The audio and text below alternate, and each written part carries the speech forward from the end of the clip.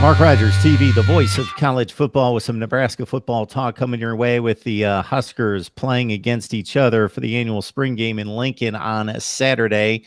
We bring in Parker Gabriel from Husker Extra to help us sort out this Scott Frost first edition in Lincoln. Parker, we appreciate you jumping on board.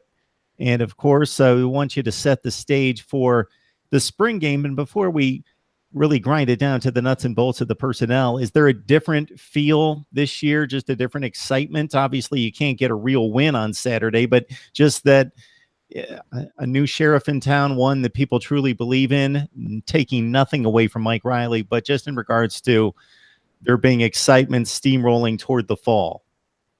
Oh, yeah, for sure. I mean, the spring game is annual. It's a big deal here every year. They've had over 54,000, I think, for each of the past 15 or so years. But this is on a whole nother level. I mean, they sold out Memorial Stadium in 25 hours when tickets went on sale. You find them on StubHub for like $600 right at, it's sold out. And a lot of it was season ticket holders.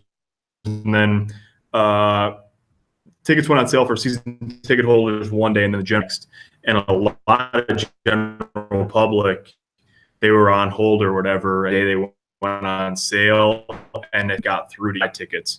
And then when the university, they had 1,000 or so tickets given back, and the university had a lottery system last week to get to sell the last 1,000 tickets, and 10,000 people signed up for that lottery. So the demand for this game is insane. It's going to be live on Big Ten Network, and that's if you want to put a catchy phrase to it, that's the Frost effect here in Lincoln.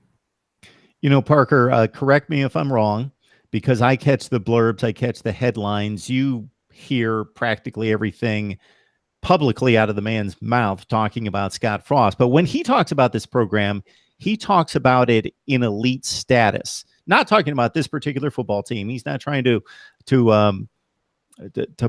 brush that past anyone. But when he's talking about Nebraska as a football power, when he talks about the fan base, when he talks about the resources, the facilities, the status of the program, he talks in championship level elite terms. Mike Riley just talked about, we want to be competitive, we want to compete. There just seems to be a big difference concerning the head coach's expectations and the way he terms this program and the status given it. Yeah, I think that's fair. I mean, part of it, of course, is because he won a national championship here. And a lot has changed in the landscape of college football since even 1990. He's really pushed back against the idea. He thinks maybe that the landscape is less different than a lot of people think it is. I mean, he said just this last week, well, okay, we're not near a major population center, but neither is Wisconsin, and they're in that conversation. And he said, we should have the best recruiting class. We don't need the #1 recruiting class in the country, but we think we should have the recruiting class in the year. We should be able, and we're closer to talent bases than they are. It's warmer here than it is there. And he's made this, similar comments. Well, it's cold in Ann Arbor, Michigan too. And so I think it's a combination of you're right, the facilities and the resources here, the history here, but more so than the history, he just went 13-0 championship level coaching staff. They have resources that rival anybody's in the country. And so with those things being true, and with perennial top programs, you see them across the, the weather's not great in state. Why can't Nebraska be at least at that level? We've been starving for Nebraska football talk here on Mark Rogers TV until a few months ago, and we came across Parker Gabriel from Husker Extra. Parker, I think I mentioned this to you at one point. You came highly, highly recommended, so we appreciate you stopping on by every so often. So in looking at this football team as they prepare for the spring game versus what you knew about them just a few weeks back before the 15 sessions in the spring, what do we know that we didn't know then? The quarterback battle, we knew at the beginning of spring. We know now that it will go probably right up to the season opener. But there is one less player, Patrick O'Brien, transfer. He was a 4-star guy. He was coming into his redshirt sophomore year. He was Tanner Lee's primary backup last year under Mike Riley. when was that? The second week of April, they started to cut down the reps. So it was about halfway through spring ball, and they started to give the three guys ahead of him more practice compared to the other four quarterbacks in the room, three of whom are eligible this fall. Noah Vedral's a transfer from Central Florida, and within 48 hours of that happening, for the first time on a Tuesday, his transfer was official on Thursday. So we know with a little more clarity who the players are in the quarterback race, at least right now. And then I think we know that the staff maybe feels like they have a little bit more than what was last year in that 4-8 season. I think maybe some of those guys had a suspicion that was the case before they got here. But if anything, that notion's sort of been reinforced, I think, as they've gone through spring ball, because each of almost to a man, I mean, they're shorthanded just scholarship numbers wise in the defensive backfield. We got Parker Gabriel on the line from Husker Extra, talking Nebraska football with the red and white getting after it in Lincoln on Saturday on the Big Ten Network. Parker, I got to tell you that I watched less Nebraska football last year than I can imagine I ever have.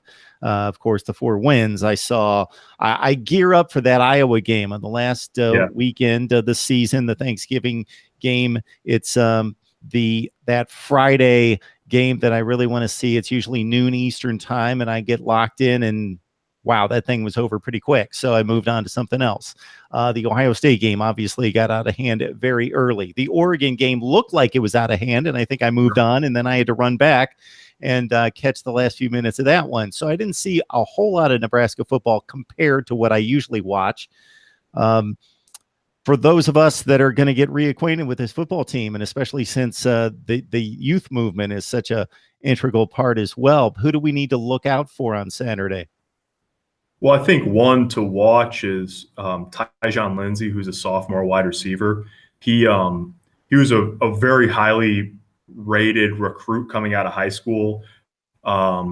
Bishop Gorman in Las Vegas. He's originally from California, but he was an Ohio State commit for a long time and then flipped to Nebraska, I think, relatively late in the cycle. Really was kind of talked up.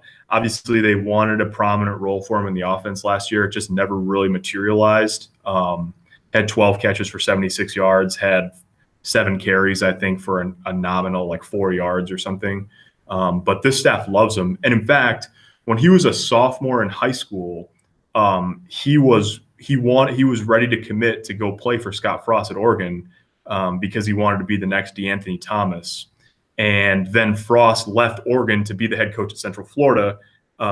Lindsay's recruitment changed course. He committed to Ohio State and then eventually Nebraska. He's perfect for this offense. He's a joystick. He's an explosive guy. He's a small guy. He's like 5'9" and 170 pounds. And he said he lost he's shed about 10 bad pounds and replaced it with muscle, which for a guy that size probably raises some red flags about where some guys were conditioning wise last year. But we've only seen 30 minutes of practice this spring. That's all it's been open. But I kept an eye on him during that time a couple weeks ago. He looks explosive.